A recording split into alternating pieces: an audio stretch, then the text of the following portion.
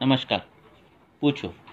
Sir sir जो छोटे बच्चे होते हैं जिनके हृदय में छेद होता है या उसके बारे में कुछ जान सकता हूँ?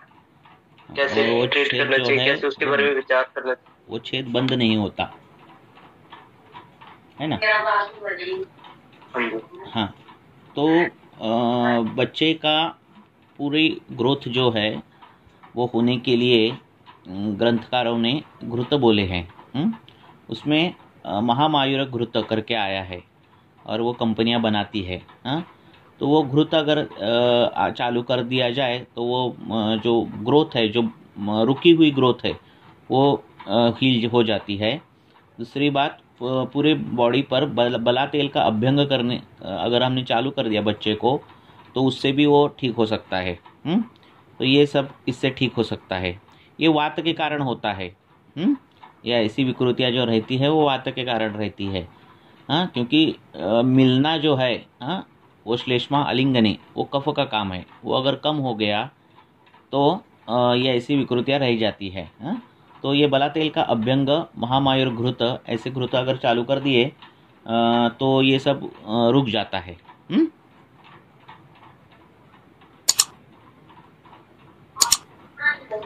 ठीक है सर। हम्म। सर एक चीज और देखी गई है, जो बोलो। महिलाएं हैं जिनको रसवस स्रोतस की बीमारी होती है या हाँ। फिर अग्नि अच्छी नहीं होती है, तो हम्म। उनके जो बच्चे होते हैं ना, उनके हृदय के अंदर रोग देखे गए हैं या देखे जाते अच्छे हैं, से इसीलिए डेवलपमेंट नहीं हम जो करते हैं वो बीज संस्कार करते हैं। हाँ, जब आपको कंसीव होना रहता है तब हम क्या करते हैं, वो कपल्स को वैद्य के पास आने बोलते हैं और फिर उनका अच्छे तरह से शोधन होने के बाद ही हम चांस लेने बोलते हैं। देखो, गर्भ का पोषण होगा माता से ही होगा, और माता जो आहार लेगी उससे ही उसका पोषण होगा। अब उसने अगर सात्विक आहार भी लेना चालू कर दिया माता ने, फिर भी उसके पहले उसने अगर जो कुछ इतिहास में गलत चीज़ें खाई रहती है, उससे आमाशय दुष्ट हुआ रहता है। तो उसका अगर पहले से ही शोधन किया गया हो, वमन किया गया हो, तो फिर गर्भिणी छर दी या फिर गर्भ को अच्छा रस मिलता है। ठीक है ना। तो इसीलिए बीज संस्कार से लेकर गर्भ संस्कार तक ये सब हमारे हाथ में अगर केस हो तो बहुत सी चीज़ें हम टाल सकते हैं। होता क्या है, वो औरतें कभी भी कंसीव हो जाती है, शोधन किया नहीं रहता है। ठीक है, उसका खान पान बहुत अलग तरीके से होता है। फिर वो डॉक्टर के पास जाती है, सोनोग्राफी ये सब हो जाता है। इसमें इस सभी प्रोसेस में, स्क्रीनिंग में, सोनोग्राफी करना, इसकी गोलियां लेना, कैल्शियम और आयरन लेना, ये सब कुछ होता है, पर उसका शोधन हुआ है कि नहीं हुआ यही नहीं देखा जाता। और फिर जब वो कंसीव होती है, फिर वो कभी कभार बीज दृष्टि रहती है, बच्चा बड़ा होता है, फिर डिलीवरी होने के बाद स्तन्य दृष्टि आई रहती है माता को, और फिर बच्चे में बहुत सी तकलीफें पाई जाती है। तो इसलिए शरीर शोधन होना, क्योंकि बहुत बड़ा काम वो करने वाली रहती, क्योंकि वो अभी तक तो खुद खाना खाती थी और खुद उसके पोषण होता था।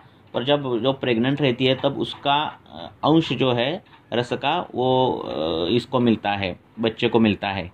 तब इसीलिए बीज शुद्धि करना और गर्भ संस्कार करना ये बहुत इम्पोर्टेंट है। हम्म। ठीक है। फिर हाँ भी जी जी सर। ऐसे अगर गर्भ संस्कार नहीं किया और फिर डिलीवरी हो गई तो बच्चों में जो कुछ तकलीफें होती है, कैसा होता है, देखो, माता अगर वात वात प्रकोपित आहार विहार ले रही है, शुष्क खा रही है, गर्भ के समय पे उसमें ये किया है, व्यायाम किया है 9 महीने में, बीच बीच में कर्षण करने वाली चीज़ें की है, शोक, जो स्तन्य नाशक से हेतु वहाँ बोला है ना, शोक क्रोध आयाम है ना, वो अगर उसने की है, तो होता क्या है, बच्चा जो होता है वो जो दूध पीता है तो उसके शरीर को लगता नहीं, वो बढ़ता ही नहीं जितना बढ़ना चाहिए, एकदम पतला पतला सा, तो वो वातज स्तन्य दृष्टि रहती है। अब उसका स्तन्य परीक्षा होती ही नहीं एक्चुअली मॉडर्न में, फिर बच्चे को टॉनिक दो, ये करो वो करो, ये सब हो जाता है, माता को टॉनिक दो, पर वातज स्तन्य दृष्टि है कि नहीं वो देखा ही नहीं जाता। तो बच्चों में रुक्षता आना, उसके उसमें कॉन्स्टिपेशन दिखने की बहुत से अभी कंप्लेंट दिख रहे हैं, है ना, कि बच्चे हैं कॉन्स्टिपेशन है, 2-2 3-3 दिन टॉयलेट नहीं करते, ऐसे बच्चे दिखते हैं। तो ये सब वातज स्तन्य दृष्टि होती है। ट्रीटमेंट माता को देना रहता है और हम पूरे इतना सा 1 महीने का 2 महीने का बेबी रहता है और उस पर ट्रीटमेंट देते हैं वो लोग। और फिर सीरियस हो गए तो आईसीयू में, एनआईसीयू में बच्चा जाता है, फिर वहाँ ठीक हो जाता है, फिर घर में आता है, फिर वो स्तनपान करती है, फिर वो आते जैसे स्तन्य दृष्टि जाती है, फिर वो अवस्तंभ दिखता है, और फिर वो एनिमा देते हैं फिर एनआईसीयू में। तो ये सब बार बार होता है। ये देखना चाहिए कि माता का स्तन्य कैसा है। तो वो सिंपल परीक्षा रहती है, पानी का ग्लास लेना, उसमें स्तन्य के अगर 2-3 बूंद आपने डाल दिए, और वो स्तन्य अगर उसमें झाग है और वो तैर रहा है ऊपर, ऐसा कुछ रहे, तो वो आत्तज स्तन्य दृष्टि है, दिख जाता है। हाँ, पित्तज स्तन्य दृष्टि पर उसमें येलो कलर की लाइंस दिखते हैं, है ना। तो पित्तज स्तन्य दृष्टि हो, अगर माता वो ऐसा दूध दे रही है बच्चे को, तो उस पर आरक्त वर्ण की पीटिका बार बार होना, अल्सरेशन बार बार होना, एलर्जी बार बार होना, ये सब दिखता है। फिर वो पेडियाट्रिशियन के पास बच्चे को लेकर जाते हैं, पेडियाट्रिशियन बोलता है किसी की तो एलर्जी है, फिर वो एंटी एलर्जिक लोशंस देते हैं। तो ये देखना चाहिए, बीच में जो स्तन्यपान है उसको देखना चाहिए, और माता का शोधन होना चाहिए। तो बहुत से व्याधियों में, हाँ, अगर बच्चे को पिला रही है और बच्चे को कफज कुछ व्याधि हो रहे हो, तो माता को वमन करना, धात्री को वमन करने बोला है, ठीक है ना। तो ट्रीटमेंट माता को देनी रहती है। तो मॉडर्न में क्या होता है, बच्चों को पेडियाट्रिशियन अलग रहता है, गायनेकोलॉजिस्ट अलग रहता है, और ये अलग अलग जो चीज़ें रहती है जिसको हम स्पेशलाइज बोलते हैं, उसमें बहुत सी गलतियां हो जाती है। ठीक है। हाँ जी सर। बहुत से क्षीरालसक व्याधि है, और ऐसे सीरियस बच्चे हो जाते हैं, फिर एडमिट हो जाते हैं, फिर 5-6 दिन एनआईसीयू में रहने के बाद ठीक होते हैं, फिर बाहर निकलते फिर बीमार पड़ते हैं। और देखते ही नहीं है स्तन्य दृष्टि है नहीं है, ये देखते ही नहीं है। हाँ, हेतु ऐसे क्यों होता है, और घर में आने के बाद बेबी बीमार होता है, फिर उधर जाने के बाद ठीक होता है, ऐसे क्यों होता है, ये देखते ही नहीं है। फिर बाद में वो डायग्नोस करते हैं कि उसको दूध की एलर्जी है, तो वो दूध बंद करते हैं माता का, और बाहर का सप्लीमेंट चालू कर देते हैं। पर दूध में, दूध खुद की माता के दूध की एलर्जी कैसे हो सकती है, दूध का इंटॉलरेंस क्यों हो रहा है, ये देखते ही नहीं है। तो ये स्तन्य दृष्टि है, स्तन्य दृष्टि जो है वो मॉडर्न में ऐसा नहीं है इनमें, हाँ, कि वो ध्यान में नहीं रखते कि ये स्तन्य दृष्टि है, ऐसा कुछ वो जो पैटर्न है वो उनमें नहीं है, संकल्पना, ठीक है, वो हमारे में है। तो इस प्रकार से धात्री को वमन देना, धात्री को दवाई देना, स्तन पर लेपन करके दवाई हम दे सकते हैं। एक मुहूर्त दवाई हम स्तन पर, अगर हम हमें बच्चे को दवाई देनी है और बच्चा बहुत छोटा है, उसको हम दे नहीं सकते, तो स्तन पर जो दवाई का लेपन करना है 1 मुहूर्त 48 मिनट्स, और फिर वो निकाल कर अगर उसका स्तनपान किया तो वो शुद्ध स्तन्य जाकर औषध सिद्ध स्तन्य बच्चे को मिलता है, और बच्चे की बीमारियां हम दूर कर सकते हैं। तो ऐसे बहुत से चीज़ें हैं जो हमारे इसमें है, पर वो ये रूट ऑफ ड्रग एडमिनिस्ट्रेशन ये अलग तरीके का हमारे इस शास्त्र में लिखा है, बाकी के शास्त्र में नहीं है। ठीक है, आगे आपका समाधान हो गया? हाँ जी sir, thank you sir.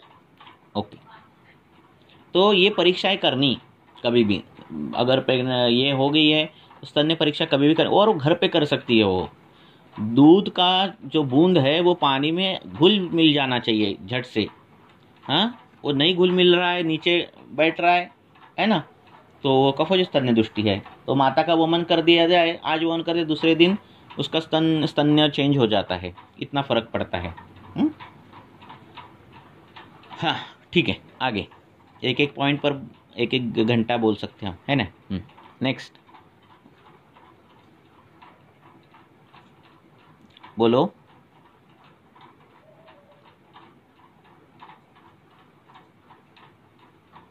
Hello. हाँ बोलो। हाँ, good evening sir. Good evening. तो मुझे पूछना था कि एक पेशेंट है, लगभग 28 एज है उसकी, तो बार बार उसकी बॉडी पे अलग अलग जगह पे अपन जो आयुर्वेद में पढ़े शीत पित्त होते, कोट उत्पत्ति वगैरह होती है, वो मतलब फ्रीक्वेंटली कुछ कुछ पीरियड के बाद दिखाई देता है वो अलग अलग जगहों पे, कभी फेस पे, कभी हाथ पे, पैर पे, थाइस की जगह पे। तो ये बार बार हो रहा है? हाँ बोलो। हाँ, तो उसकी पहले आई गेस 2020 में जब पहली बार ये सब दिखा था, तो पहले बताया था कि दुर्वासरस, जो पित्तज लग रहा था वो सब उसके सारे सिम्टम्स से, दुर्वासरस का उस पे मतलब एप्लीकेशन किया था तो कम हुआ था, फिर फ्रिक्वेंटली होने लगा तो जैसे पित्त दृष्टि के लिए पित्त कम करने की ट्रीटमेंट शुरू कर दी गई, परिपाटादि काढ़ा हो गया, कामधुता रस शुरू किया। तो मतलब जब तक चालू रहेगा तब तक वो बंद होता है, फिर शुरू होता है। तो मतलब क्या हो सकता है, अपन क्या कर सकते हैं इसके लिए? क्या करना है इसके लिए, पूरा केस लेना है। जब ऐसी व्याधि बार बार हो रही है तो कुछ तो हेतु चालू रहते हैं। हाँ, नहाने से पहले रहता है पेशेंट, बहुत कॉन्स्टिपेटेड भी रहता है पेशेंट। तो बार बार अगर कोट हो रहे तो उसको उत्कोट बोला है। हाँ, तो उसका मलबद्धता भी एक कारण है, और इसलिए कृमिजन्य उत्कोट हो सकता है। अगर उसमें कॉन्स्टिपेशन है तो कृमिजन्य उत्कोट हो सकता है, तो उसकी ट्रीटमेंट कृमिघ्न और कृमिपातन ऐसी करनी चाहिए। हाँ, पेट में कृमिघ्न द्रव्य लेना और रेचन के लिए एरेंडेल तेल या फिर आरगवत कपिला ऐसी गोलियां देना। ऐसे कर दिए तो वो उसका उत्कोट है वो कम हो जाता है। मतलब मृदु विरेचन टाइप ट्रीटमेंट करना। अगर मलबद्धता है तो एक्चुअली केस डिटेल देखनी चाहिए, फिर उस पर भाष्य करना चाहिए। फिर भी ये गाइडलाइन है, तो कारण बहुत से हैं। मैं कोट पर एक मैंने लक्षण विवेचन में डाल दिया है, उस पर कोट किस किस से वजह से आता है। हाँ, तो ये सब कुछ उसमें मैंने बोल दिया है, वो देखो एक बार। तो उसमें कृमि का एक कारण है। Okay sir. और एक पेशेंट 44-45 ईयर ओल्ड, तो उनके मतलब हाथ पैर में बहुत दर्द रहता है हमेशा, लाइक कंटिन्यू पेन रहता है, और वो जो फीट्स होते हैं अपने वहां से बीच में पीछे से कभी कभी डिटेल केस हिस्ट्री ले लो ना आप, और ग्रुप में डाल दो। तो अभी दर्द कैसे क्वेश्चन अभी आप पूछ रहे हो, जनरल क्वेश्चन हो गया, उसको अब कितने बहुत उसमें 1 घंटा बोल सकते हैं। हाँ, तो उसकी डिटेल सर बहुत हिस्ट्री वगैरह बहुत है उसका, तो मैं अभी नहीं ग्रुप में डालो ताकि मैं प्रिसाइजली एक ही पॉइंट पर बोल सकूंगा। Okay sir. बोलो। और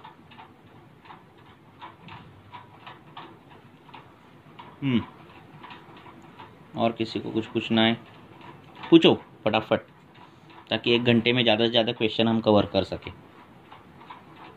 सर, एक गुल्म देखा जाता है आजकल पेशेंट्स के अंदर, जो कि बहुत ज्यादा क्या है कि काम कर लेते हैं, जोर लगा लेते हैं, तो उनके अंदर एक ऐसा सिम्टम मिलता है कि वो बोलते हैं पेट के आसपास कहीं ना कहीं दर्द बना रहता है, और उसके बाद उनको कुछ क्या है कि डाइजेस्ट नहीं होता अच्छे से, खाना पीना लगता नहीं शरीर। मेरे को तो गुल्म समझ में आया, और कैसे विचार करें फिर इसके ऊपर?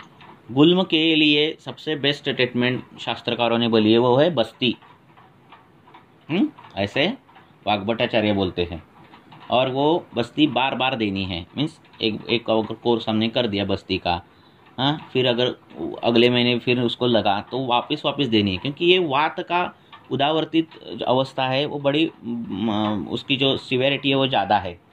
हाँ, और फिर गुल्म के दोषानुरूप उसको ये करो। वातज गुल्म हो तो लवण आए हैं, लवण अलग अलग लवण आए हैं, हिंग आया है, हाँ, आम्ल दाढ़ीम आया है, ऐसे कल्प आए हैं, हाँ, जो दधी के साथ देने हैं, हाँ, ऐसे अलग अलग आए हैं। तो उस हिसाब से उसकी ट्रीटमेंट करनी।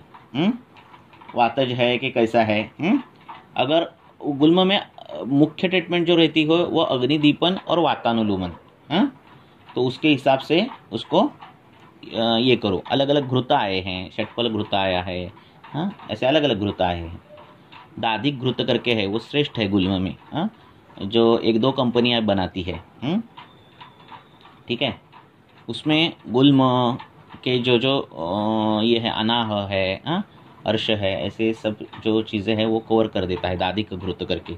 हाँ, तो 1-2 कल्पनियाँ बनाती है, तो बना सकते हैं आप, वो आप चालू कर दो।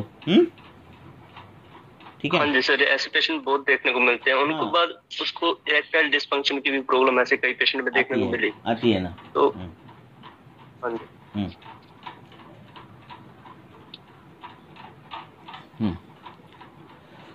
वेगावरोध करने से भी वात वृद्धि होती है, और वेग का उदीरण करने से भी वात वृद्धि होती है। जो मैस्टरबेशन करते हैं लोग ज़्यादा, उनमें भी वात वृद्धि होती है, और उसका फाइनल जो है वो ईडी में हो जाता है, इरेक्टाइल डिस्फंक्शन में वो आ जाते हैं।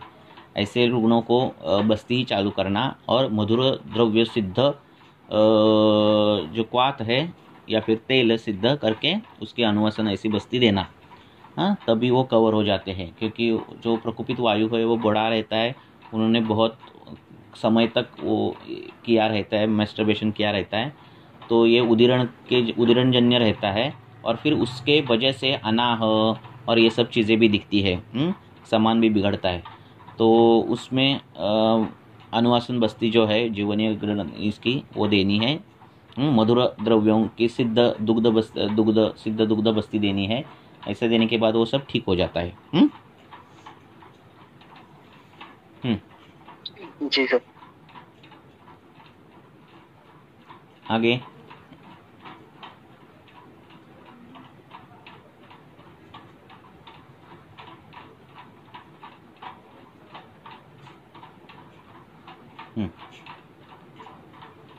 पूछो, किसी को कुछ पूछना है?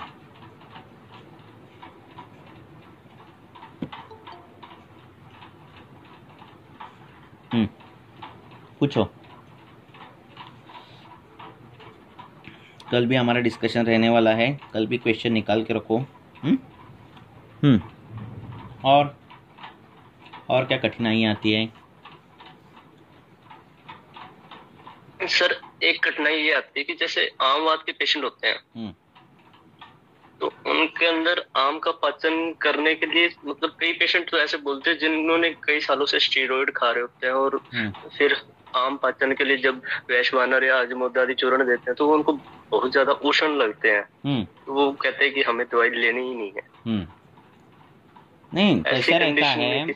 आम जो गुण उसके देखे हमने, तो वो गुरु भी है, स्निग्ध भी है, पिच्छल भी है, द्रव भी है ना, और उष्ण भी है।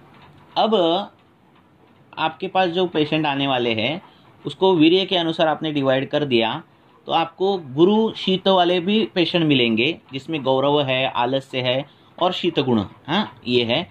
और जिसमें गौरव है, आलस्य है, स्वेदाधिक्य है, उष्ण गुण है, ये भी दिखेंगे। तो इस हिसाब से आपको जो पाचन है, द्रव्य है, उसका भी सिलेक्शन कर सकते हैं।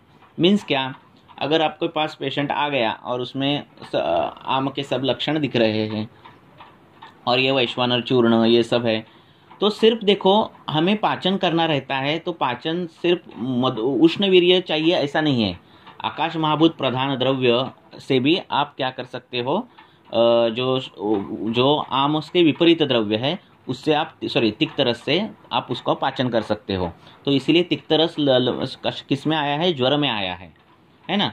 तो तिक्त रस से आपने अगर पाचन कर दिया तो ये जो कंप्लेंट है वो आती नहीं। आपने पटोल लिया, आपने अमृता लिया, ऐसे इससे किया तो नहीं। आपने अगर शुंठी, त्रिकटु ऐसे द्रव्य ले लिए तो इससे वो उष्ण गुण बढ़ेगा और उनको तकलीफें महसूस होती है। ठीक है, तो इस जो पाचन दिए है ना, रसपाचक, रक्तपाचक, उसमें जो शीतवीर्य के है, अब कुटकी देखो बहुत अच्छी तरह से जो पाचन करती है और शीतवीर्य की है, वो दोगे तो उसकी मात्रा बहुत कम लगती है कुटकी की, और वो पित्त का भी शोधन करती है, कफ का भी शोधन करती है, ठीक है, और भेदन भी करती है और पाचन भी करती है। अब देखो, तो ऐसे करेगी तो हमें वो और उष्ण भी नहीं है, शीत है, इंद्रियव है। तो ऐसे द्रव्य अगर आप यूज़ करोगे ना, तो ये उष्ण गुणजन्य जो लक्षण है वो नहीं बढ़ते। तो हर टाइम पाचन त्रिकटु से करना, शुंठी से करना ऐसा नहीं है। ठीक है ना। जी सर। इसलिए वो षडंग पानी में बोला है कि वो शुंठी विरहित देना है रक्त पित्त में। हाँ जी, शॉर्ट उष्ण हो जाती है अगर उसका पाचन सही से ना हो तो। हाँ, ऐसा सौंठ कभी यूज करनी। आमाशय में गौरवता आती है, शरीर में बहुत आलस्य है, स्वेदा भाव है, ऐसे जो लक्षण होते हैं, गुरु गुण, स्निग्ध गुण, उष्ण गुण, ऐसे जो लक्षण, पिच्छिल गुण, प्रधान हेतु के जो लक्षण होते हैं, उसमें सौंठ अच्छी काम करती है। ठीक है। तो क्या करते हैं, हर एक पेशेंट को सौंठ नहीं देना, ऐसा वो सोचो। ठीक है। ओके। और पहले से अगर उन्होंने ओरल स्टीरॉयड और ये सब लिया रहता है तो उसका म्यूकोजल मेम्ब्रेन जो है बहुत सेंसिटिव हुआ रहता है। ठीक है। तो क्या हो जाता है, ये उष्ण तीक्ष्ण द्रव्य अगर उस पर पड़ गए तो विदाह झट से उत्पन्न हो जाता है ना। तो कभी भी हम द्रव्य दे रहे हैं, पर जहाँ पहले द्रव्य जाएगा वो आशय तो पहला अच्छा होना चाहिए, वो सक्षम होना चाहिए आपके द्रव्य का पहला परिपाक होने के लिए, है कि नहीं। तो ये सब चालू करना, ऐसा ये सब विचार चालू करो, ठीक है। क्योंकि आपके पास आने वाले पेशेंट क्लासिकल आमवाद के नहीं आने वाला कि बाबा मुझे ऐसे ऐसी वेदना थी, संचिरीवत वेदना है, ऐसे पिन प्रिकिंग सेंसेशन है, यहाँ शोथ है, आरक्तवर्णता है, ये वो। मैं किसी भी ऑर्थोपेडिक के पास नहीं गया, मैं किसी भी जनरल फिजिशियन के पास नहीं गया, मैंने कभी भी पेन किलर नहीं खाई और मैं पहली बार आपके पास आया हूँ। ऐसा आएगा क्या? पेशेंट नहीं आएगा, है ना। तो आपके पास पेशेंट आने वाला है, वो पूरे तरह के सब कुछ लेकर आया रहेगा। तो बीच में आधुनिक वैदिक शास्त्र की दवाई ये भी हेतु जैसा काम करती है, और इनका भी अंतर्भाव जो है हेतुओं में करना आना चाहिए और ऐसा विचार करना चाहिए। तो फिर जो है वो प्रश्न है, तो उस प्रश्न के जो पहेली के जो आंसर हमें मिलते हैं।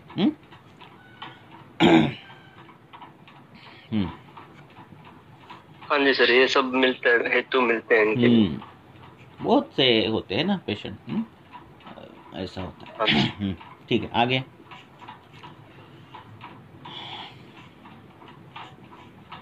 Good evening sir. बोलो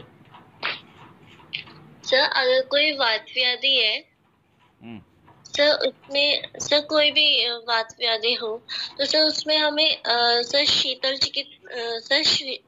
गुण होता है सर, उसमें हमें उष्ण चिकित्सा करनी होगी सर, उष्ण वीर्य की? नहीं, वात व्याधि मार्गावरोधजन्य है कि धातु क्षयजन्य है, वो पहले देखना पड़ेगा, है ना। अगर वो मार्गावरोधजन्य है और उसका मार्ग पित्त ने अवरोध किया है तो हमें शीत द्रव्य प्रयोग करने हैं, शीत स्निग्ध द्रव्य प्रयोग करने हैं। शीत गुण पित्त के लिए, स्निग्ध गुण वात के लिए, है ना। तो किसका आवरण है उस पर निर्धारित है ना। कभी कभार अवरोध विपरीत हो जाता है, लक्षण विपरीत रहते हैं। पेशेंट बोलता है कि मुझे ये है वो है, हाथ दर्द कर रहा है, बॉडी पेन कर रहा है, ये वो बोलता है। वज़न कितना है? वज़न 80 किलो है। खाते कितने हो? दिन में 4 बार खाते हो। अब दिन में 4 बार खाने वाला रुग्ण, एक जगह बैठने वाला रुग्ण, अव्यायाम करने वाला रुग्ण, पिज़्ज़ा बर्गर खाने वाला रुग्ण, ठीक है, स्निग्ध खाने वाला रुग्ण, ऐसे रुग्ण में अगर वात व्याधि के आपको लक्षण दिख रहे हैं तो कहाँ से आ गए वो वात व्याधि, है ना। वात प्रकोप कारण तो चाहिए ना। दिन में 4 बार खाने वाला, एक जगह बैठने वाला, अव्यायाम करने वाला रुग्ण, ठीक है ना, उसमें कहाँ से वात बढ़ेगा? तो ये मार्गावरोधजन्य वात रहता है। इसके आपको ट्रीटमेंट क्या करनी है? कफग्न ट्रीटमेंट करनी है। द सिम्टम वात व्याधि के दिख रहे हैं, फिर भी आपको ट्रीटमेंट क्या करनी है? कफग्न करनी है, क्योंकि हेतु क्या है? कफक के है ना। तो ये अवरोधजन्य है। ऐसे। Thank you sir. हमारे दिमाग में कैसा बैठा रहता है कि हाँ, वो बोल रहा है ना, हाथ को दर्द है, पैरों को दर्द है, चिमचिमायन है, ये है वो है, चालू हो गए हमारे, है ना, दशमूलारिष्ट, ये वो, ऐसे नहीं, है ना। अवरोध किसका है? करना क्या है ना। हमें वात का शमन करना है कि कफ का लेखन करना है, हाँ। तो ये दिमाग में रखना है। हाँ, आगे।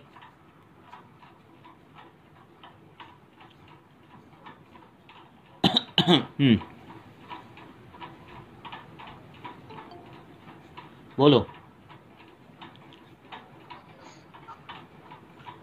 नमस्ते सर। हाँ नमस्ते, बोलो सर। एक लड़की है 11 साल की, और उसको पीरियड्स ज्यादा होते हैं, 8 से 9 दिन करीब चलता है, और 15 दिन में फिर दोबारा से हो जाता है। 15 दिनों में रज प्रवर्तन होता है। आवाज गया आपका।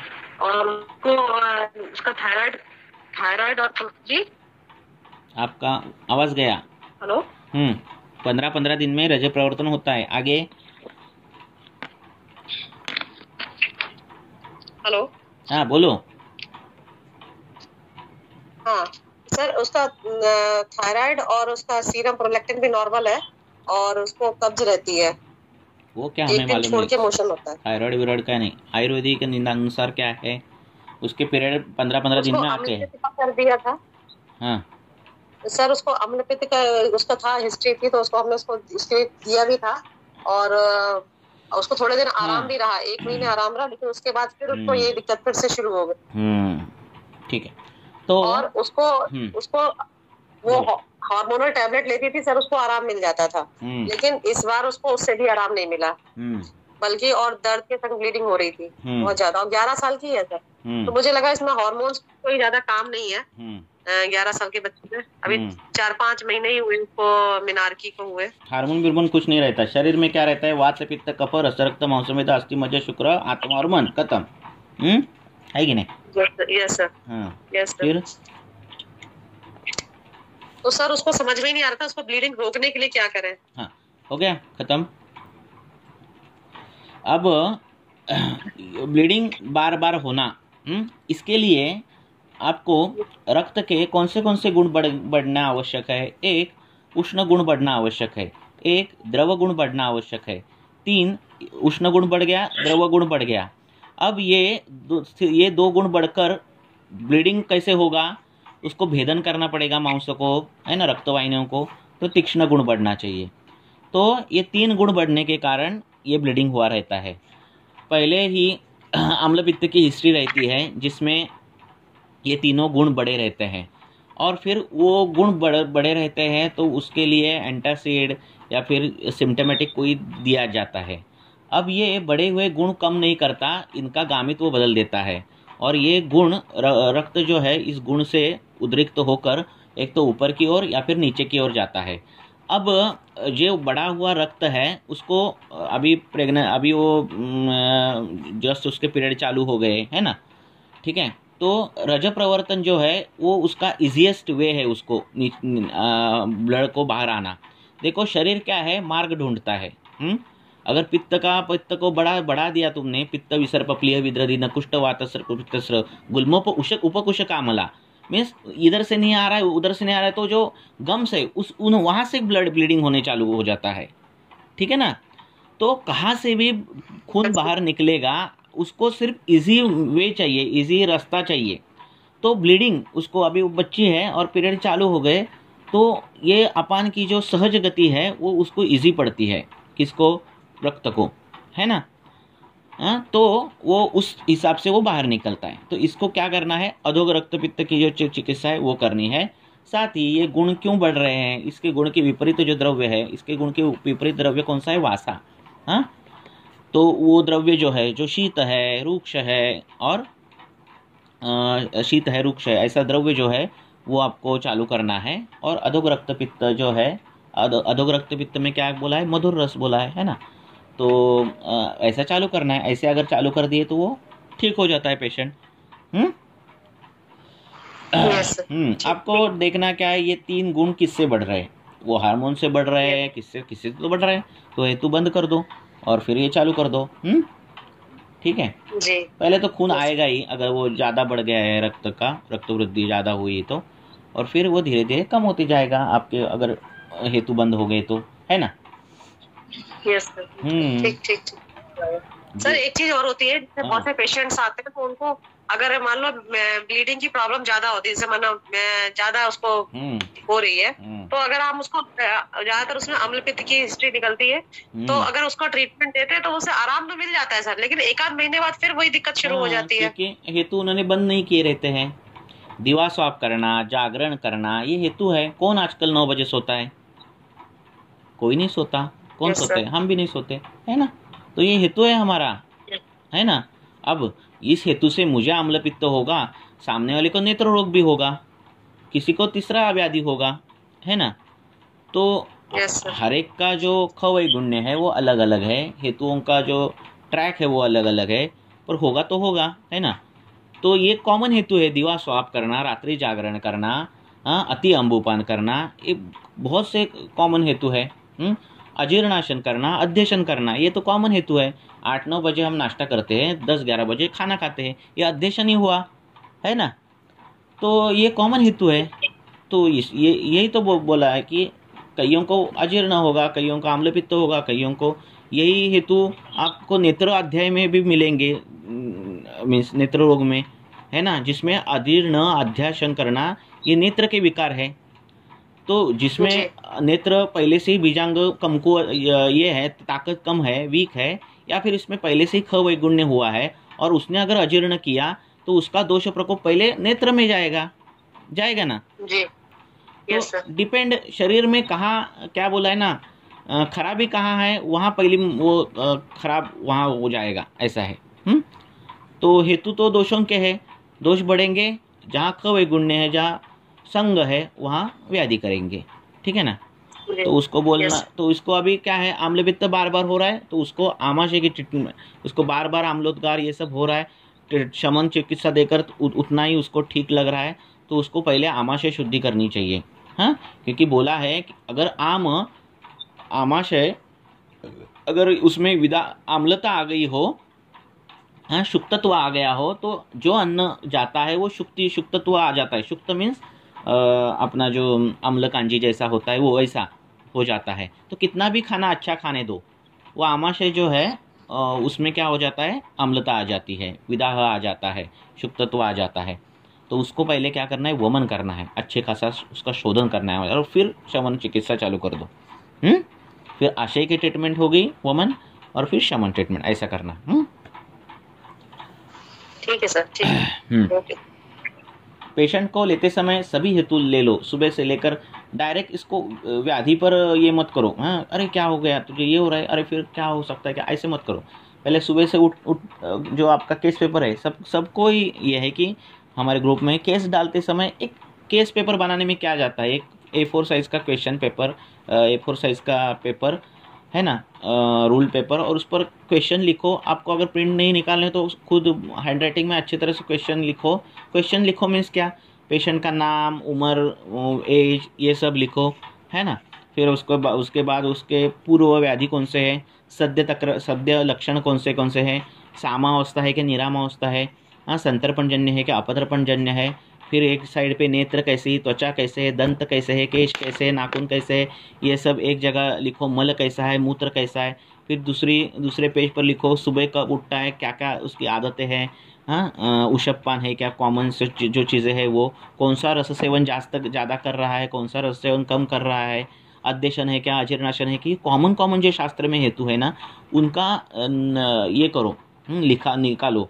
और फिर आपका जो क्वेश्चन पेपर हो जाएगा 2 पेज का, उसमें आप सभी कवर कर सकोगे। तो ऐसे अगर केस डाल दो, प्रिसाइजिंगली आपको केस गाइड कर सकते हैं हम, और उसको ये कर सकते हैं। टाइपिंग क्यों कर रहे हो, पेपर एक ऐसा ये कर दो। ठीक है। वो आपके अगर पेशेंट आ गए, अगर कोई 4th ईयर को है या फिर इंटर्न को कर रहे हैं, आपके पास एक रहना चाहिए, 5-10 पेपर ऐसे रहने चाहिए ना ब्लैंक, क्या आ गए तो इस पर डाल दो सब कुछ, है ना। तो उससे अभ्यास भी अच्छा होगा। केस पेपर ये बहुत अच्छा पढ़ाई करने का माध्यम है। ठीक है। yes. हाँ, आगे। ओके।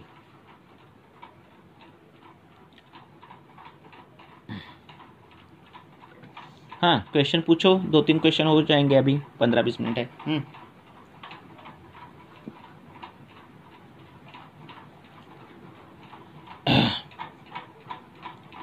पूछो।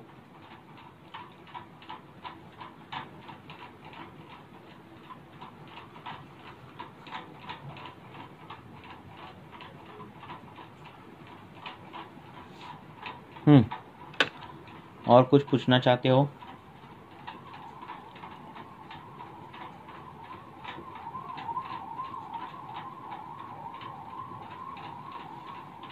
नए स्टूडेंट कोई है, नई प्रैक्टिस जिसने डाली है, उनको कुछ पूछना है, पूछो।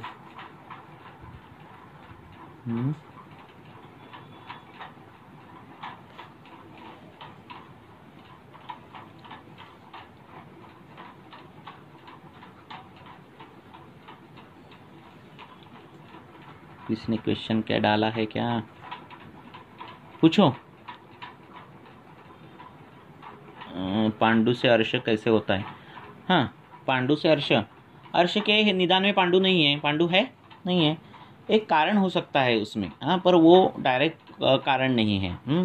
पांडु के अर्श के हेतु में क्या क्या दिया है कि गुद के जगह घर्षण करना, वहाँ आघात होना, अति वाहन प्रवास, ये सब हेतु है और दोषों के हेतु है। व्याधि हमारे जो हेतु है वो दोष के रहते हैं, पर कई हेतु जो है वो व्याधि के है डायरेक्ट, ठीक है ना। तो कल्प ऐसे आते हैं कि पांडु में अर्श दाढ़ी मादिकृत है, तो उसमें पांडु भी है, अर्श है, ऐसे भी आते हैं कल्प। हाँ, पांडु ये रसवश होता उसकी व्याधि है। हाँ, और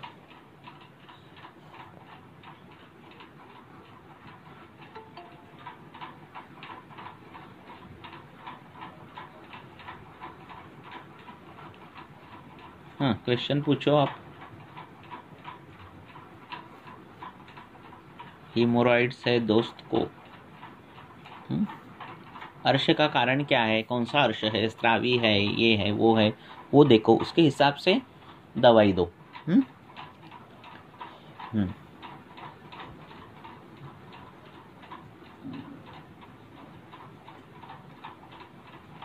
बोलो, पूछो। सर, पित्ताशय अश्मरी को मतलब हमने ठीक करना चाहिए, उन पेशेंट को लेना चाहिए या नहीं लेना चाहिए? पित्तज मूत्राश्मरी की पित्ताश्मरी? पित्ताशय अश्मरी, गॉल ब्लैडर स्टोन। देखो, वो सोनोग्राफी में पता चला है पित्तज अश्मरी आपको, ठीक है ना। अगर आपके पास ऐसा समझो कि सोनोग्राफी मशीन ही नहीं थी, तो आप कैसे निदान करते थे पित्ताश्मरी का? तो आप देखोगे तो उसका निदान कई कबार अजीर्णाशन होता है, कई कबार विदग्धाजीर्ण होता है, कभी कबार उसका निदान जो है उदावर्त होता है, कई कबार उसका निदान आमाशयगत वात होता है, और कई कबार उसका निदान वातज उदरशूल होता है। तो उसके हिसाब से आप ट्रीटमेंट करो, है ना।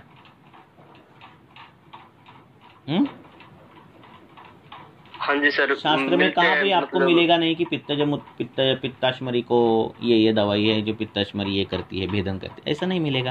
ये सिद्धांत है ना हमारे। सिद्धांत का मतलब क्या है, कोई भी अनुक्त व्याधि हो, अगर सिद्धांत आपके पास है तो आप कोई भी अनुक्त व्याधि की जो उलझन है वो सुलझा सकते हैं। ठीक है ना।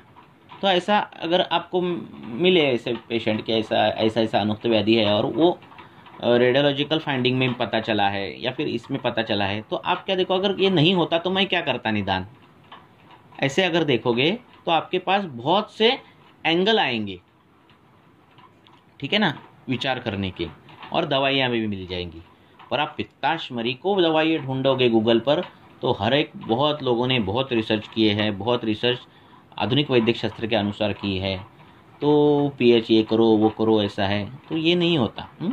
हमारा इस पर हम निदान करेंगे, और अगर हमें लग रहा है कि वात जो उदरशूल है तो हम उसका स्नेहन स्वेदन करेंगे, अनुलोमन करेंगे, दीपन और अनुलोमन करेंगे। हमें लगता है ग्रहणी है तो हम ग्रहणी की चिकित्सा, पित्तज ग्रहणी है तो हमें पित्तज ग्रहणी की चिकित्सा करेंगे, है ना। तो इस प्रकार से जाओ। तो कभी कभार कुछ भी तकलीफ नहीं रहती, गॉल ब्लैडर स्टोन रहता है और कुछ भी तकलीफ नहीं है, क्या करना है, ऐसे पूरी जिंदगी उमर जाती है वो छोटा खड़ा लेकर, है ना। हाँ जी सर, ऐसे पेशेंट भी होते हैं, उनको पता ही नहीं होता, सोनोग्राफी में आई होती है। अरे हमारे पास 75 इयर्स का रहता है, उसने सोनोग्राफी स्टोन के लिए कर दिया और उसको पता चला उसको एक ही किडनी है।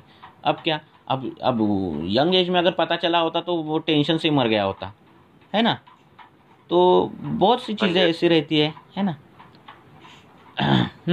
हर्ष, वैद्य हर्ष, पूछो आप डायरेक्ट। सर मेरा थोड़ा बिगिनर लेवल का क्वेश्चन है। अरे रहने दो, हम सभी बिगिनर लेवल है। सर मेरा क्वेश्चन मेन ये था कि सर अभी फाइनल ईयर तक आते आते सर चरक संहिता, सुश्रुत और वाग्भट तीनों एक साथ आती है।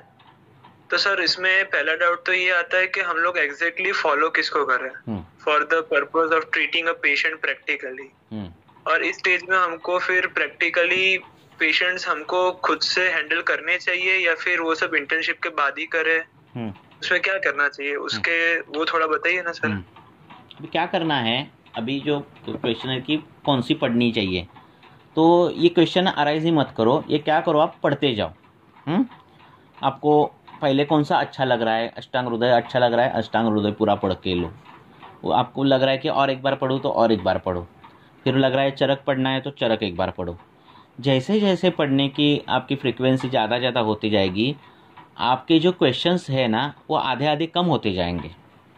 दूसरी बात, पेशेंट देखना। तो फर्स्ट ईयर सेकंड ईयर में लोग आधुनिक वैदिक शास्त्र के हॉस्पिटल में जाते हैं, ये देखते हैं वो देखते हैं, RL लगाया देखते हैं, DNS लगाया देखते हैं। तो उस समय नहीं मालूम रहता है कि बाबा RL क्यों लगाना है, फिर DNS क्यों लगाना है, फिर D3 D5 क्यों लगाना है, ये नहीं रहता। पर देखते हैं, आंखों के सामने पेशेंट बार जाने चाहिए। आप सिर्फ किसी आयुर्वेदिक OPD हो किसी की, किसी भी वैद्य की नज़दीक, उधर जाते जाओ, देखते जाओ पेशेंट, ठीक है। प्रैक्टिस में जो जो एंगल्स रहते हैं उसमें पढ़ाई रहेगा, खुद पेशेंट देखना रहेगा, काउंसलिंग कैसा करना रहेगा, ये सभी एंगल रहेंगे।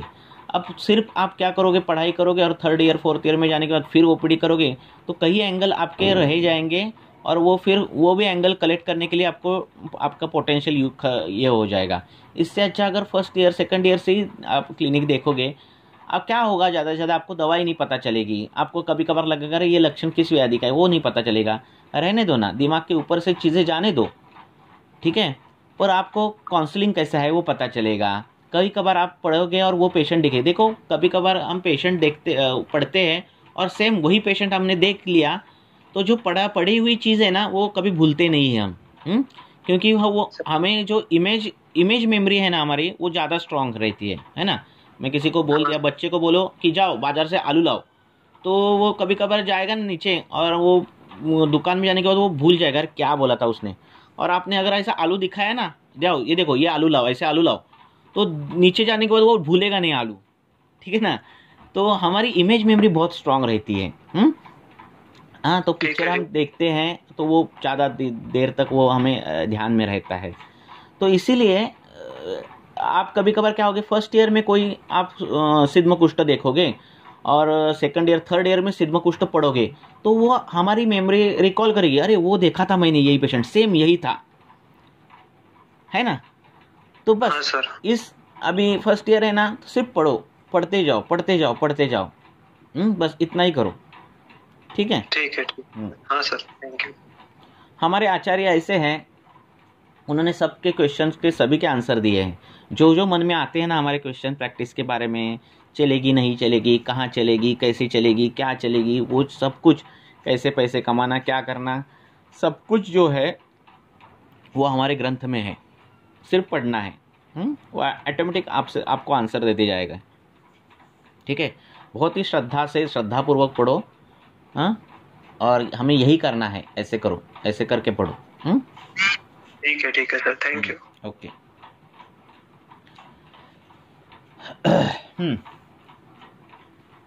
नमस्कार सर। नमस्कार, बोलो। सर जैसे जो आपका कहना है कि हम मॉडर्न जो डायग्नोसिस टूल्स हैं या रिपोर्ट्स वगैरह हैं, इनको साइड रख के केवल अपने हिसाब से सोचें, अपने सिद्धांतों से, तो सर इसमें एक नहीं, यही करना नहीं है। मैं क्या बोल रहा हूँ, प्राथमिक स्टेज में हमारा आयुर्वेदिक निदान परफेक्ट होना चाहिए, ठीक है ना। एलोपैथी निदान देखना नहीं है, ऐसे नहीं बोल रहा हूँ मैं, पर वो रिपोर्ट सामने रखकर हमने अगर सोचना चालू कर गया तो ये शास्त्र विपरीत बुद्धि है, ठीक है ना, तो वो गलत हो जाती है। इस तरह से हम कैंसर पर कैसे विचार करेंगे। हाँ, तो वही हो गया। अब देखो, हम कैंसर पर आपने गूगल पर डाल दिया है ना, the herbs useful in the cancer and all, तो आपको लिस्ट ऑफ मेडिसिन मिल जाएगा। तो ऐसे हमें काम करना है क्या? नहीं करना है।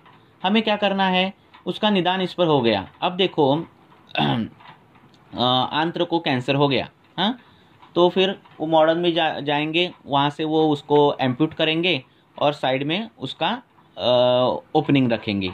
और फिर क्या हो जाता है, पेशेंट वो बैग बदल बदल कर थक जाता है और फिर वो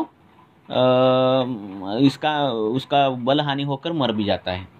तो आप ऐसा मत सोचो कि हमने निदान कर दिया तो पेशेंट मर जाएगा और उन्होंने निदान कर दिया तो पेशेंट में उसको ये मिल गई, ज़िंदगी मिल गई, ऐसा कुछ नहीं रहता। हमारे में दिमाग में ये बिठा रहता है कि हॉस्पिटल में मर गया तो हाँ, उन्होंने बहुत सारे प्रयत्न कर लिए, फिर भी जो रुग्ण की है आयु ही कम थी इसलिए मर गया, ऐसे हम स्टेटमेंट करते हैं।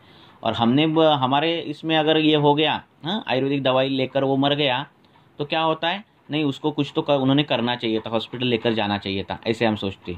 तो ये ऐसा सोचना बंद करो, है ना।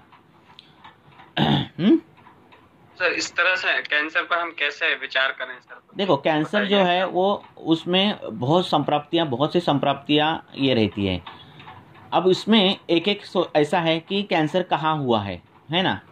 तो जहाँ हुआ है उस अवयव का धातु, उस अवयव का दोष, इस पर विचार करना रहता है। ये एक विचार होता है व्याधि प्रतिनिक विचार उसका। दूसरी बात रहता है कि उसके जो आहारचर्या है, दिनचर्या है, ऋतुचर्या है, आहार विधि है जो है वो चेंज करनी है उसकी, हाँ, ये चेंज करना है। तीसरा, उसको रसायन देना है, हाँ। अब ऐसे करते जाओगे तो उसका जो क्वालिटी ऑफ लाइफ है तो पेशेंट की वो मिलती है। अब क्या हो गया है, कीमोथेरेपी हो गई है, टारगेटेड ऑर्गन को ये कर रही है, तो ऐसा दिखता है बहुत से ऑन्को डिपार्टमेंट में, ऑन्को हॉस्पिटल में, कि जो कैंसर की रेडियोथेरेपी या फिर कीमोथेरेपी चालू है और साथ ही आयुर्वेदिक जो ले रहे हैं उनका जो क्वालिटी है वो अच्छी बढ़ गई है ना। या फिर कई पेशेंट है वो सब कीमो वीमो लेने के बाद जो तकलीफ़ें हो रही है और फिर आयुर्वेदिक ले रहे हैं तो उनकी भी अच्छे प्रोग्रेस है ना। तो वो शास्त्र बुरा है ऐसा नहीं है, पर हर शास्त्र को लिमिटेशंस आती है ना।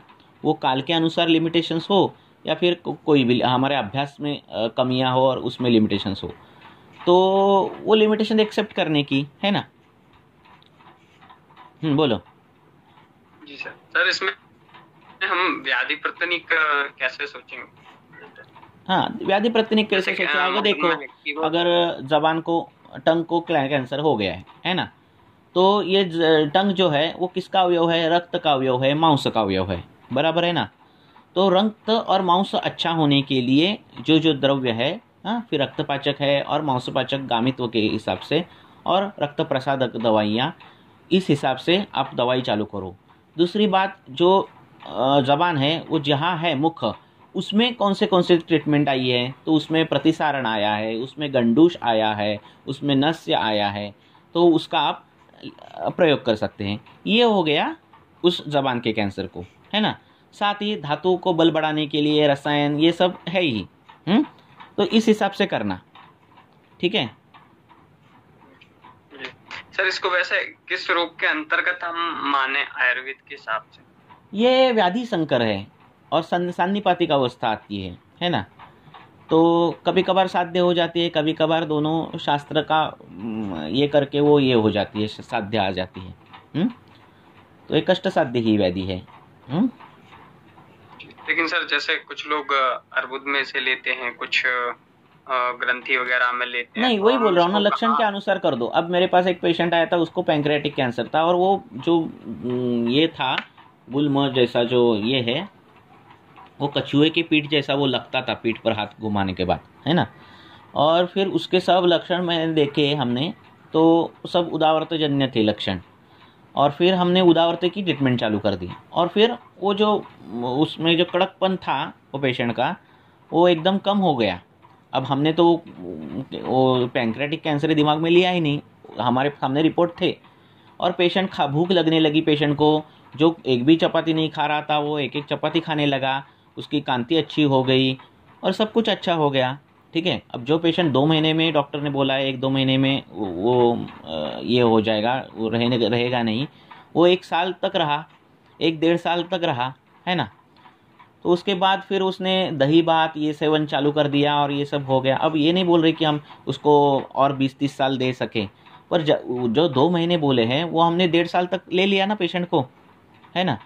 न वैद्या प्रभुर आयुषा, हम क्या आयु किसी की निश्चित नहीं कर रहे हैं, पर जो आयु है ना वो सुखकारक बना रहे हैं, है ना, ठीक है। सर जैसे अभी एक कैंसर पेशेंट था, उसको ड्यूडेनम में जो ग्रोथ हो गई थी, उसकी वजह से उसको कामला के लक्षण पूरे आ गए। तो उसको लेके जैसे लाक्षणिक दृष्टि से देखें तो उसमें तो कामला की चिकित्सा करना चाहिए। कामला की चिकित्सा लेकिन करनी उस चिकित्सा, हाँ, लेकिन केवल कामला की चिकित्सा देने से उसको लाभ नहीं होगा, नहीं, केवल कामला की चिकित्सा नहीं देनी चाहिए, कामला की देनी चाहिए। जैसे हमारे पास यदि ना हो सीटी या ये सब चीजें ना हो, तो वो वहाँ पर ग्रंथि निर्माण ना हो मीन्स अभी अभी आए, पहले कहाँ थे? हाँ, ग्रंथि निर्माण हम नहीं समझ पाते हैं, तो उसकी फिर चिकित्सा भी नहीं दे पाते हैं। ये भी एक वो है कि नहीं, हमारे दिमाग में वैसा बैठ गया यार, कहीं गृहिणी के पेशेंट को हम ट्रीटमेंट करते हैं और उसका मूत्राशमरी गिरता है, और बाद में पता बोलता है पेशेंट कि यार मैंने पहले बताया नहीं, मेरे को मूत्राशमरी भी था। तो ऐसा होता है ना? हाँ, होता है। हाँ, हमारे इसमें क्या हुआ है कि सीटी स्कैन में या फिर एमआरआई में जो दिख रहा है वही व्याधि है, ये दिमाग में बैठ गया है। अब ये 100% गलत है ऐसा भी नहीं है, पर 100% सही है ऐसा भी नहीं है। ये मेडिकल साइंस है, ये इंजीनियरिंग साइंस नहीं है, और हमारे जो टेस्ट है वो सब इंजीनियरिंग लेवल पर है, चल रहे हैं, ठीक है ना। मेडिकल साइंस का मतलब क्या है और इंजीनियरिंग का मतलब क्या है? 2 + 2 = 4 ऐसा होता है। मेडिकल साइंस का मतलब है 2 + 2 + समथिंग = 4। ये जो समथिंग है ना वो बहुत मायने रखता है, ठीक है ना। तो ऐसे बहुत से पेशेंट रहते हैं कैंसर के, जो मेरा एक पेशेंट है, ज़्यादा नहीं पर है कैंसर के पेशेंट, तो उसको कैंसर डिटेक्ट हुआ था रेक्टम का, और फिर उनके पास उतने पैसे नहीं थे, वो गांव में रहता है, पैसे नहीं थे उतने कि वो कुछ कर पाए उससे, और फिर वो बोला कि जो कुछ करना है इससे करो। अब उसको ये भी है, ब्लॉकेज भी है, और उसको बाइल स्टोन भी है, ऐसे व्याधि संकर है उसको। अब उसकी ट्रीटमेंट चल रही है, अभी 1 साल हो गया, 2 साल हो गया, वो पेशेंट इतना ठीक है पर ट्रीटमेंट चालू है, इतना ठीक है उसको पता ही नहीं चलता कि इसको कैंसर है। अब उसका 3रा साल है, ठीक है ना। अब हमें क्या ज़रूरत है? अब पेशेंट बोल भी नहीं रहा कि मुझे कुछ, मैं रेडियोलॉजिकल कुछ करूं या फिर कुछ, अब हमें भी नहीं लग रहा है। अब इस पर आपका क्या विचार है? अगर हमने उसको फिर सोनोग्राफी कर दी और फिर अर्बुद की साइज़ बड़ी होगी, तो फिर हम टेंशन आ गए, टेंशन आना है या फिर टेंशन लेना है, ठीक है ना, बराबर है कि नहीं? तो सर अभी कैसे चिकित्सा? तो पेशेंट ठीक है, अभी पेशेंट एकदम ओके है, हमें क्या चाहिए? स्वस्थ का क्या है?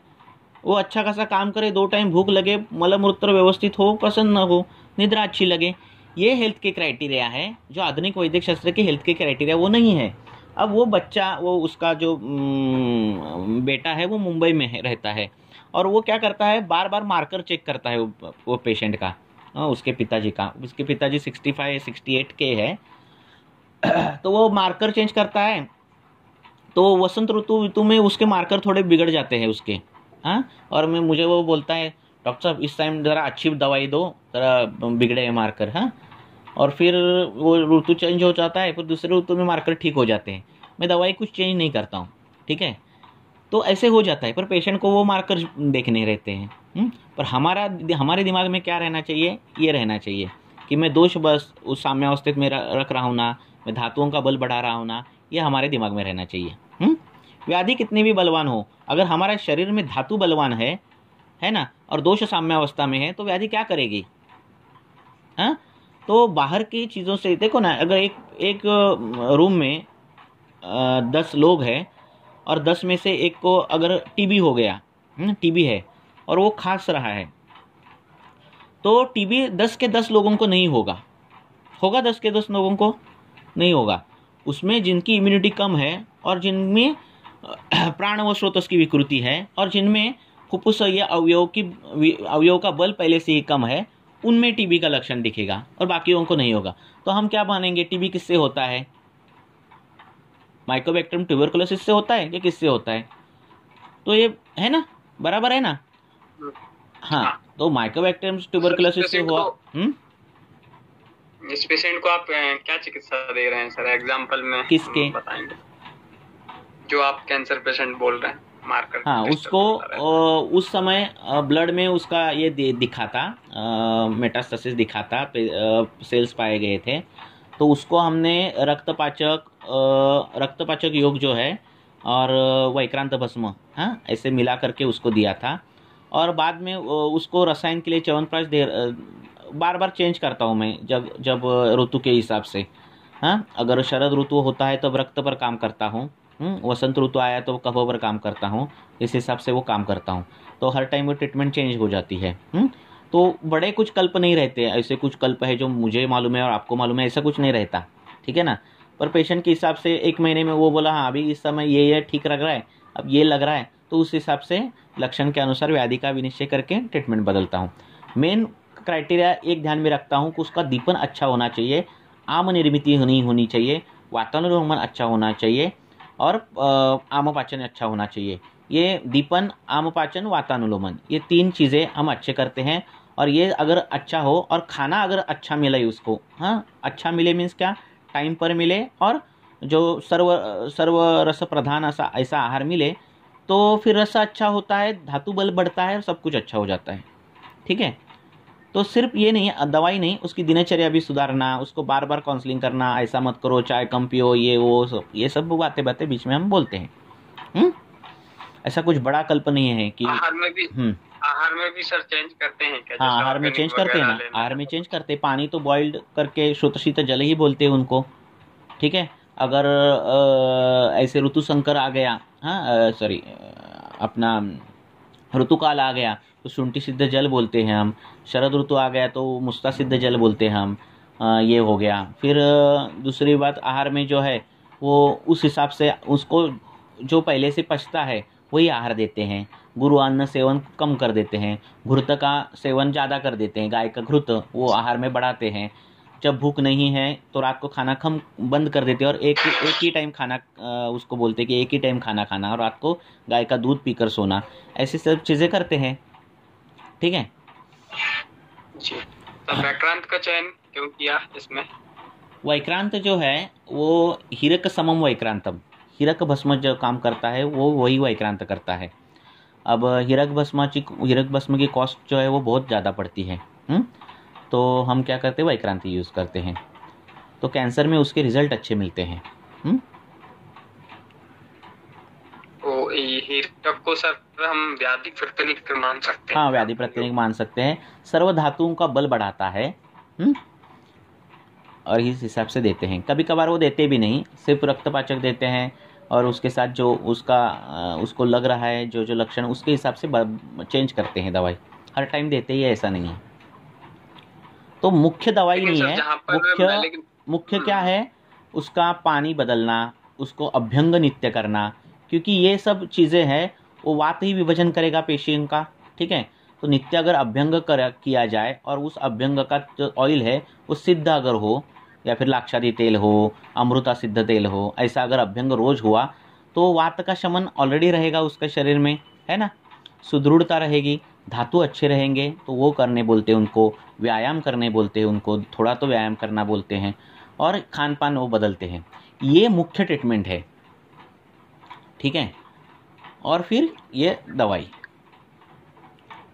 लेकिन सर जब मैलिग्नेंसी बहुत ज्यादा बढ़ गई हो और सीवियर पेन हो रहा हो, उस कंडीशन में हम कैसे, इन द्रव्यों से तो कंट्रोल नहीं होता है इमरजेंसी में, तो वहां पर क्या विचार, कैसे विचार? मैलिग्नेंसी इमरजेंसी कहाँ है, इमरजेंसी का क्या है, अगर एब्सेस हो गया, फूट गया है ना, एब्सेस हो गया, उसका अंतर्विद्रदी और फूट गई, तो इमरजेंसी है। वो एलोपैथी के लिए भी इमरजेंसी है, वो भी नहीं बचा पाते पेशेंट को।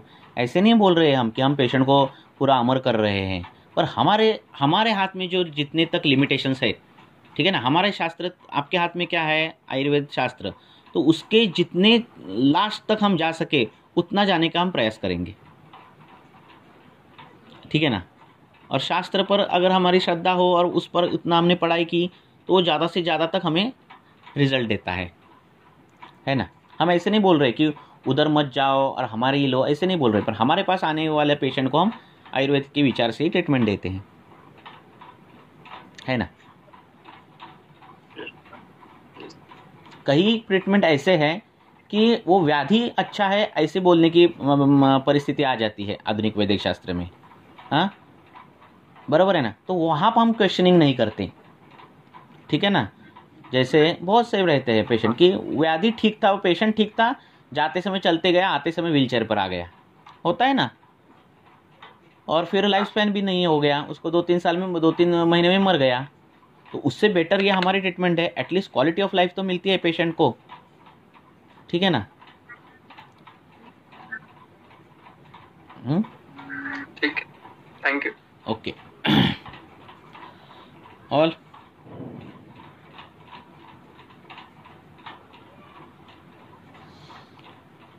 ठीक है, रुकेंगे।